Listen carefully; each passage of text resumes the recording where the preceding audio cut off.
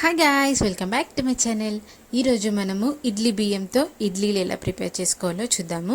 ముందుగా ఒక గ్లాసు మినపప్పు తీసుకుందాము.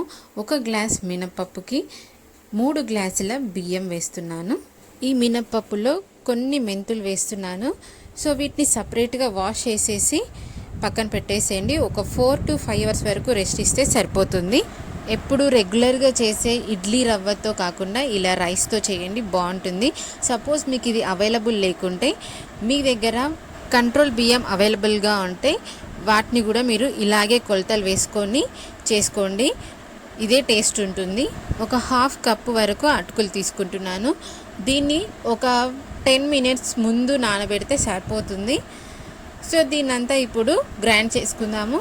ఒక 4 hours తర్వాత వాటర్ అన్నీ డ్రైన్ చేసేసుకొని మిక్సీ పట్టేసేయండి. అలాగే దీనిలో ఇందాక నానబెట్టిన అటుకులను కూడా వేసేసి గ్రైండ్ చేసుకుంటున్నాము. చూడండి, కొంచెం బరకగా ఉండాలి, మరీ సాఫ్ట్గా ఉండద్దు. అదే పప్పు అయితే సాఫ్ట్గా ఉన్నా పర్లేదు.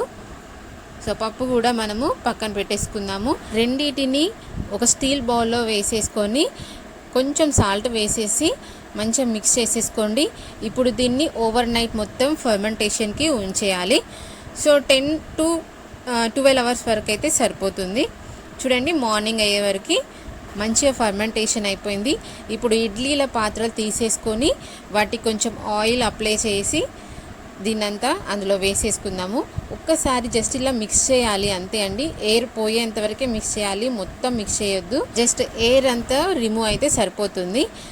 ఈ ఇడ్లీ పాత్రలలో వేసేసుకొని ముందుగా వాటర్ వేసి కొంచెం ఒక 5 minutes వరకు మీరు బాయిల్ చేశాక దీన్ని ఇందులో పెట్టేసేయండి. తర్వాత మూత పెట్టేసి ఒక 12 minutes ఉంచితే సరిపోతుంది.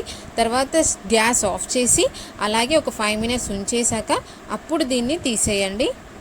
చూసారు కదా ఎంత సాఫ్ట్గా ఉన్నాయో. మీరు కూడా డెఫినెట్గా ట్రై చేసి ఎలా ఉందో నాకు కింద కామెంట్ బాక్స్లో కామెంట్ చేయండి.